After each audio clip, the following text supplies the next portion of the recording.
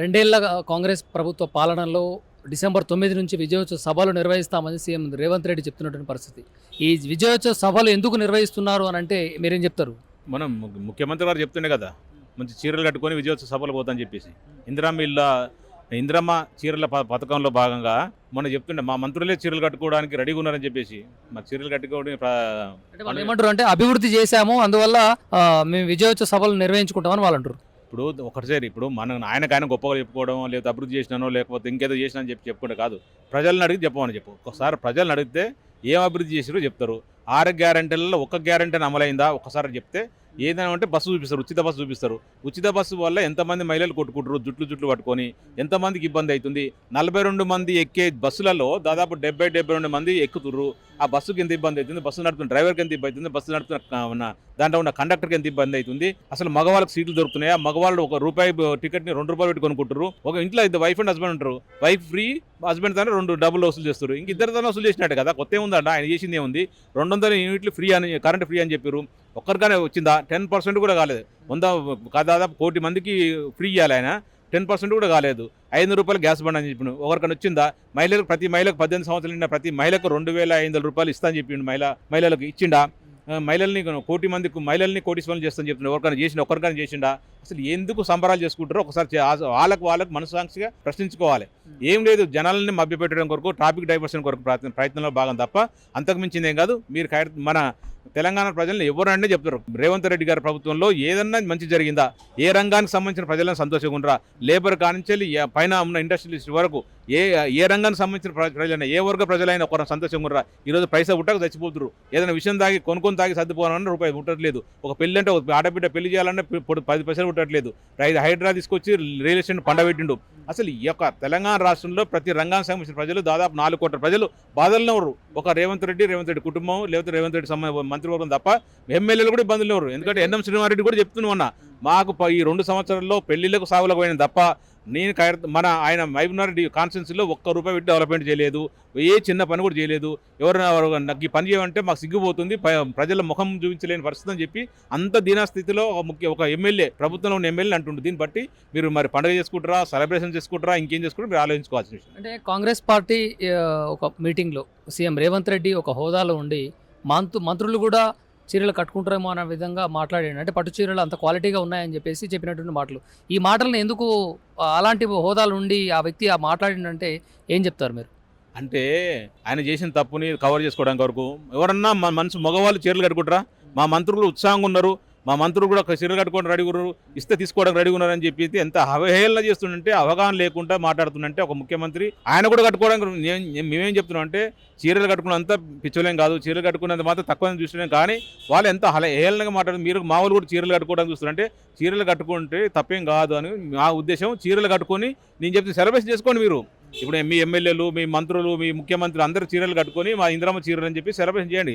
దాన్ని ఒప్పుకుంటామే. కానీ మీరు ఏం చేయనప్పుడు ప్రజలకు ఏం చేయలేదు. 2 సంవత్సరాలకు ఎన్ని హామీలు ఇచ్చేసి, ఎన్ని లంగా హామీలు ఇచ్చి, దొంగ హామీలు ఇచ్చేసి, ₹2,000 పెంచిన ₹4,000 ఇస్తాని చెప్పి, 2,000 ప్రతి మహిళకు 2,500 ఇస్తాని చెప్పేసి, 200 యూనిట్లు ఫ్రీ ఇస్తాని చెప్పి, రైతు రుణమాఫీ ₹2 లక్షల రుణమాఫీ చేస్తాని చెప్పి, రైతు భరోసా ₹15,000 ఇస్తాని చెప్పేసి ఎన్ని హామీలు ఇచ్చారంటే ఎన్ని హామీలు. ఏ హామీ కూడా ఒక్కటి హామీ కూడా ఇంప్లిమెంట్ చేయలేదు, చేయాల ఆలోచన కూడా లేదు. దాదాపు ₹2,80,000 అప్పుడు 2 సంవత్సరాలు కంప్లీట్ కాలేదు. ₹2,80,000 అప్పు తీసుకొచ్చిండు. అప్పు తీసుకొచ్చి ఏమైనా అభివృద్ధి చేసినట్టు ఏది చేయలేదు. గత బీఆర్ఎస్ పార్టీ గవర్నమెంట్లో గౌరవ ముఖ్యమంత్రి కేసీఆర్ గారు ఉన్నప్పుడు అప్పుడు ఏం చెప్పిండు? ఇంత 4 లక్షల కోట్లు అయింది, 3 లక్షల కోట్లు అయిందని చెప్పి అప్పు చెప్పి ఉట్టి అబద్ధాలు చెప్పారు. రేవంత్ రెడ్డి అక్కడ రఘునందన్ రావు గారు పార్లమెంట్ సాక్షిగా క్వశ్చన్ అడిగితే ఏం చెప్పారు? ఓన్లీ ₹2,80,000 అప్పు మాత్రం తీసుకొచ్చారు, అంతకంటే ఎక్కువలేని చెప్పారు. ₹2,80,000 అప్పు తీసుకొచ్చి ఏమేమి చేసినావు తెలంగాణ ప్రజలకు అందరూ తెలుసు.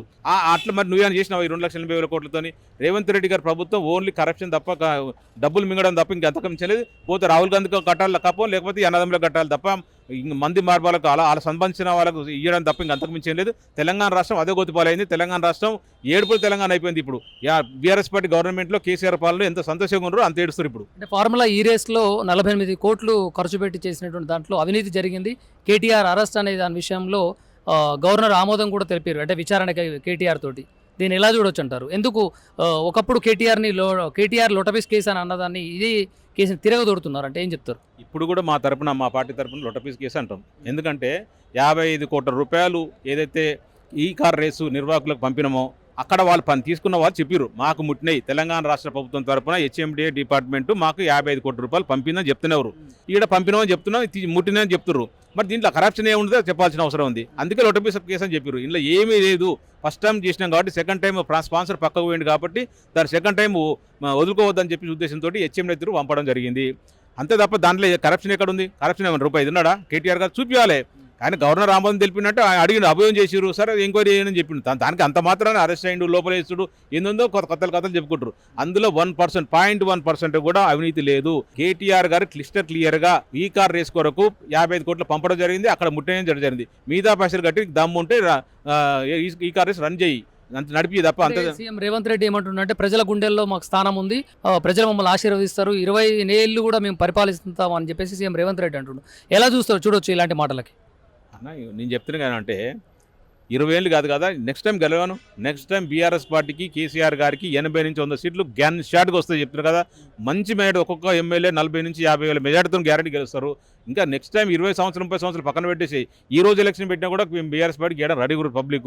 ఈ దౌర్జన్యం చేసి మొన్న జూబ్లీస్ గెలిచిరు, అంతే తప్ప ఆయన సొంతంగా గెలిచింది. నేను తిరిగిన కాన్స్టిట్యూన్సీలో జూబ్లీస్ 100% దౌర్జన్యం, రౌడీజము, డబ్బు, 200 కోట్ల రూపాయల ఖర్చు, పోలీసు వ్యవస్థని లేకపోతే ఎలక్షన్ కమిషన్ వ్యవస్థని ఎట్లా వాడుకో మనం చూస్తాం, కళ్ళతో చూడలేవా? మీరు మీ 20 లక్షలు 25 లక్షలు ఖర్చు అయిందని వాళ్ళు అంటారు.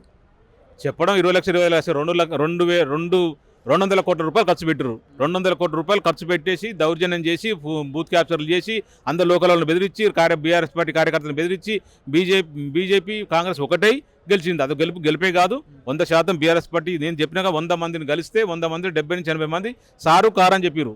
అంత సార్ మీద అంత ప్రేమ ఉండే, మరి ప్రజలు పెట్టేసి బెదిరించి గెలిచారు. ఆ వ్యవస్థను ఆడుకొని గెలవడం గొప్పగానే కాదు అది. జూబ్లీహిల్స్ ఉప ఎన్నికల్లో బీఆర్ఎస్ పార్టీ ఓటమి పాలైంది. ప్రజల ఆదరణ తగ్గిందా పెరిగిందా అంటే ఏం చెప్తారు? లాస్ట్ టైం 60,000 చిల్లర వచ్చిండే గోపీనాథ్ గారు ఉన్నప్పుడు, ఇప్పుడు 70,000 చిల్లర వచ్చింది. ఆదరణ పెరిగినట్టు తగ్గినట్టు మీరే చెప్పండి. పెరిగినట్టే కదా. అంత వ్యవస్థలు, అంత ప్రెజర్ వ్యవస్థలో కూడా, అంత బెదిరింపు వ్యవస్థలో కూడా అన్ని కోట్ల ఖర్చు పెట్టినా కూడా బీఆర్ఎస్ పార్టీకి 70,000 చిల్లర ఓట్లు వచ్చినాయంటే దాన్ని బట్టి ప్రజాదరణ పెరిగింది బీఆర్ఎస్ పార్టీకి. అందరూ కూడా పక్కడున్న ప్రజలందరూ కూడా కేసీఆర్ గారిని కారుని గుర్తు చేసుకుంటూ, కేసీఆర్ సంక్షేమ పథకాలను అభివృద్ధిని గుర్తు చేసుకుంటూ ఏడుస్తున్నారు ఒక్కొక్కరు మహిళలు, పెద్దవాళ్ళు. అంత ఉన్నది, అంత ప్రజాదరణ పెరిగిందా? తగ్గలేదు. ఖైరతాబాద్లో ఉప ఎన్నికలు వచ్చేటువంటి అవకాశాలు ఉన్నాయి. ఇందులో ఎవరికి టికెట్ ఇస్తారు అనుకుంటారు బీఆర్ఎస్ పార్టీ తరపు నుంచి? ఖైరతాబాద్ కాన్ఫరెన్స్లో బీఆర్ఎస్ పార్టీ అభ్యర్థిగా 100% నేను ఉంటాను, 100% గెలుస్తాను. 2014 అదే కేసీఆర్ గారు ఆశీర్వాదంతో టికెట్ ఇవ్వడం జరిగింది. అప్పుడున్న పరిస్థితుల్లో హైదరాబాద్లో పార్టీ పెద్దగా లేదు కాబట్టి ఓడిపోవడం జరిగింది. అప్పటి నుంచి పార్టీతోనే ఉన్న పార్టీలో వేరే వారు వచ్చి గెలిచిర్రు, 2 సార్లు వచ్చి వెళ్ళిపోయారు. మరి పార్టీని తిట్టుకుంటూనే పోతున్నారు తప్ప నేను మాత్రం పార్టీ ఎక్కడ పోలేదు. పార్టీతోనే ఉన్నా, కేసీఆర్తో ఉన్నా, కేటీఆర్తో ఉన్నా. ఖచ్చితంగా నాకే ఇస్తారని నమ్ముతున్నా. నాకు ఆల్రెడీ కమిట్మెంట్ కూడా ఇచ్చారు. నేను ఆల్రెడీ వర్క్ కూడా స్టార్ట్ చేసేసిన. నేను ఆల్రెడీ బూత్ కమిటీలు కానీ ప్లస్ ముఖ్య కార్యకర్త సమావేశాలు కానీ అన్ని ఆల్రెడీ స్టార్ట్ చేసిన. ఇంటింటికి బీఆర్ఎస్ అని కూడా పెట్టాను. తొందరలో స్టార్ట్ చేయబోతున్నా. ఖచ్చితంగా టికెట్ నాకు వస్తే 100% గెలుస్తాం. అంటే మీ పార్టీలో ఉన్నటువంటి కొంతమంది నేతలు అనుకుంటున్న మాట ఏంటంటే తలసాని శ్రీనివాస్ వాళ్ళ కొడుకు సాయికి ఇస్తారనే మాటలు కూడా వినిపిస్తుంది. దీన్ని ఎలా చూడొచ్చు అంటారు? అవన్నీ అవాస్తవాలండి. కాస్త కేసీఆర్ గారు నాకు ఆల్రెడీ చెప్పడం జరిగింది. ఎవరికి ఎలాంటి సరే నీ పేర్లకు ప్రస్తావించలేను కానీ 100% ఎవరికి రాదు, 100% నాకు వస్తుంది. ఎందుకంటే అప్పుడు 2010లో బీఆర్ఎస్ పార్టీ నుంచి ఇన్ఛార్జ్ తీసుకున్న, ఆ రోజు నుంచి ఈ రోజు వరకు పార్టీలో ఉన్న, పార్టీకి పనిచేస్తున్నా. ఖైరతాబాద్ కాన్స్టిట్యూన్సీ ప్రజలతో మమేకమైన కాన్స్టిట్యూన్సీ ప్రజలు నాకు పట్టం కట్టడానికి అవకాశం ఉంది. ఖచ్చితంగా వాళ్ళ ఆశీర్వాదం 100% నాకు దొరుకుతుంది. కేసీఆర్ గారి ఆశీర్వాదం కంపల్సరీ ఉంది, కేటీఆర్ ఆశీర్వాదం ఉంది. నాకే వస్తుంది టికెట్ అన్నట్టు. మీరు ఇన్ఛార్జిగా ఉన్నటువంటి ఇన్ని ఏండ్లు డివిజన్లో కానీ నియోజకవర్గంలో ఎలాంటి అభివృద్ధి పార్టీకి కోసం కానివ్వండి పనులు కానీ ఏం చేశారు అంటే ఏం చెప్తారు మీరు? కేసీఆర్ గారు ముఖ్యమంత్రి ఉన్నప్పుడు, కేటీ రామారావు గారు మున్సిపల్ శాఖ ఉన్నప్పుడు ఇక్కడ చాలా సమస్యలు ఉండే. వాటర్ సమస్య ఉండే, డ్రైనేజ్ సమస్య ఉండే, కమ్యూనిటీ హాల్ సమస్యలు ఉండే, స్కూల్ సమస్యలు ఉండే. అవన్నీ కంప్లీట్ 10 సంవత్సరాలు దాదాపు మ్యాక్సిమం చేసారు. రోడ్లు కూడా కంప్లీట్ చేసినాం. ఈ 2 సంవత్సరాలు కొంచెం ఖరాబ్ అయింది. బస్సు దవాఖానలు పెట్టినాం. బస్సు దవాఖానలో దాదాపు అందరికీ పేదవారికి ఉపయోగపడే విధంగా మెడిసిన్ ఫ్రీ ఇచ్చినాం, టెస్టులు ఫ్రీ ఇచ్చినాం. అంతే బాగా చూసినాం. ఎక్కడ చిన్న ఇబ్బంది లేకుండా కరెంటు కూడా 24 hours కరెంట్ ఇచ్చినాం. ఖైరతాబాద్ కాన్స్టిట్యూన్సీలో మంచి పెద్ద సమస్యలు ఉండే, రెయిన్ వాటర్ సమస్యలు ఉండే, రెయిన్ సంబంధించినది అవన్నీ కూడా తీర్చిదిద్దినాం. ఇంకా కూడా చిన్న సమస్యలు ఉన్నాయి. అవి నిరంతర ప్రక్రియ. ఖచ్చితంగా మాకు అవకాశం వస్తే అవి కూడా కంప్లీట్ చేసే విధంగా ప్రయత్నం చేస్తాను. అంటే కాంగ్రెస్ పార్టీ జూబ్లీహిల్స్ ఉప ఎన్నికల్లో కాంగ్రెస్ విజయకేతనం ఎగరవేసింది కాబట్టి ఖైరతాబాద్లో కూడా కాంగ్రెస్ పార్టీ విజయకేతనం ఎగరవేస్తుందన్న ధీమాలో వాళ్ళు ఉన్నారు. వాళ్ళని ఢీకొనేటువంటి సత్తా కానీ వాళ్ళని ఢీకొని బీఆర్ఎస్ జెండా ఎగురుతుందని మీరు భావిస్తున్నారా?